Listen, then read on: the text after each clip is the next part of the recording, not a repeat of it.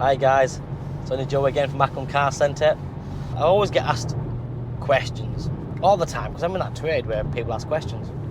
So I thought, you know what, today I just want to talk about some of the things that I've sort of experienced recently and one that's stuck in my mind. And I thought I just want to share it with people because I think if you're that person or if you're thinking of doing something like that, then you shouldn't.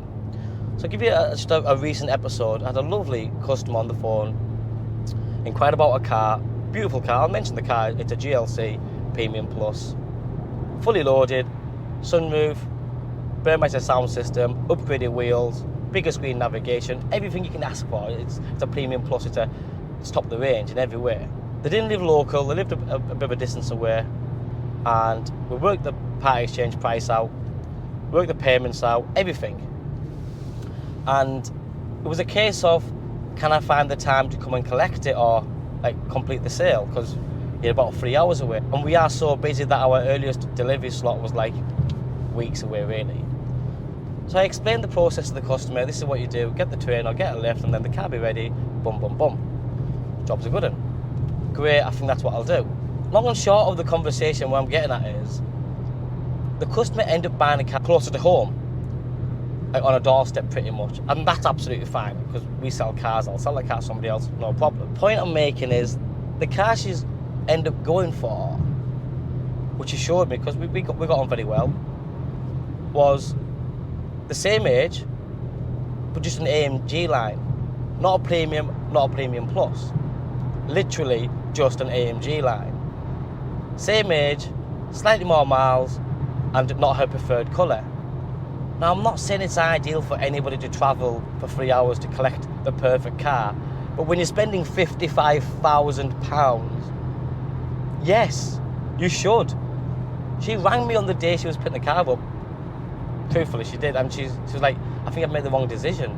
I'm picking this car up, and really, I shouldn't be, because the car that I want is the one that you've got, because it's the same payments, better car, miles better car. And that got me a little bit to the point where I thought, why have you done that?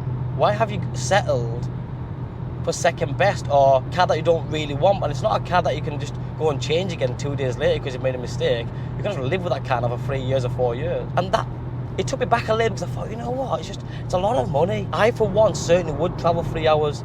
I'd take a day off work if I have to, because when you're driving that car every day to work, I know for a fact, in that customer's head, she'll kick herself forever and ever thinking, I should have got the one with the sunroof, the bigger wheels, the bigger screen, the light pack, the this, the that. And it's normal, especially if you haven't saved £100 a month. If you're paying the same payment, it's almost a no-brainer. But I do find that quite bizarre, all because they didn't really want to travel 3 hours. And I'm sure there might be more behind the scenes, and it's not ideal, like I say. But I think that for me was just mind-blowing. So that for me was one thing, and I think I've seen that happen a couple of times. But I just think when you're buying cars of that value, you should make the effort to get the car that you want. The other thing that I've got recently with customers, I'm having a conversation, this is my opinion, is I've had a couple of conversations where I've seen the same car and it's £1,000 less. My initial thought process is, why have you rang me? Why have you actually rang me if you've seen the same car £1,000 less? And I don't mean that in a patronising way or a rude manner, nothing like that, but it's just, if you found the same car £1,000 less, then buy it. Just go ahead and do the deal, be happy, and then enjoy it. Oh yeah, well, can you price match it? Well, the answer is no, because if their car's £1,000 less and you haven't bought it and you want me to price match mine to theirs, it's probably because my car has more spec on it, or it's probably because my car's one owner, full service history, or something about it, less miles. Because when we're pricing cars, we are very accurate, as in we sell the best value cars in the country in most cases. But better than that, it's our prep standards.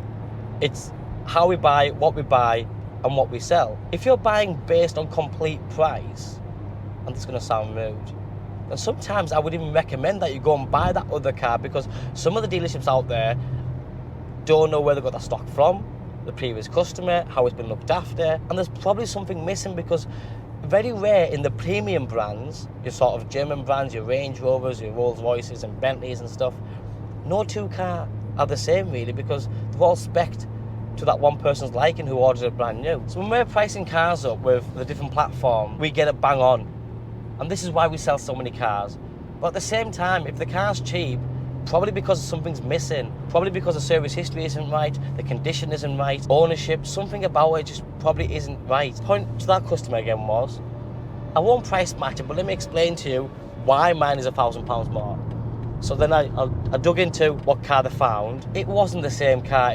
I'll tell you what car. It was an M4, but it wasn't, like not this one, the previous model, 2019. It had no spec whatsoever, nothing. I mean, I very quickly justified it the extra £1,000. But the customer still couldn't get through the head why they were giving me £1,000 more for the same car, but it wasn't the same car. Absolutely not. The biggest problem with that particular car, for me, when you're buying an M car, it needs to have heads-up display.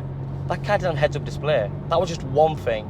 There's more to it as well, but the colour combination, there's all sorts. And I just think if you're going to buy a car of any value and you're trying to get a dealership to price match it, you need to at least make sure it is the same car. Because truth being told, had they found the identical vehicle, same mileage, same history, ownership, spec, then I haven't done my job correctly. I've priced my car incorrectly. But again, remember, after all that comes condition, because some of them cars have very chippy front ends, the wheels aren't refurbed correctly, the interiors had more wear, where the upholstery's all been sort of taken apart and it's collapsed. So there's a lot more than just spec, and the condition plays a massive part, because when you're spending 40, 50, 60,000 pounds, any amount of money, you don't want the car to look shabby, you want the car to look like it's been looked after. And that's a big key thing as well. But that's just a couple of things that's just gone through my head, and I thought, you know what? Sometimes I'd love to just shake a customer and say, listen, you're being daft. You're being completely daft. Just save £1,000 on a £49,000 purchase. You're going to end up buying a car, which in my opinion is a complete non-seller. If that customer bought that M4 to me in 2 years' time as a part exchange, I wouldn't take it, because it's not the right colour combination, hasn't got the right spec. Plus, he's going to drive it for the next 2 years without all that, and you think, are you prepared to do that? That's just me, in my opinion, if you want to hear it. Thanks for watching, guys. Bye.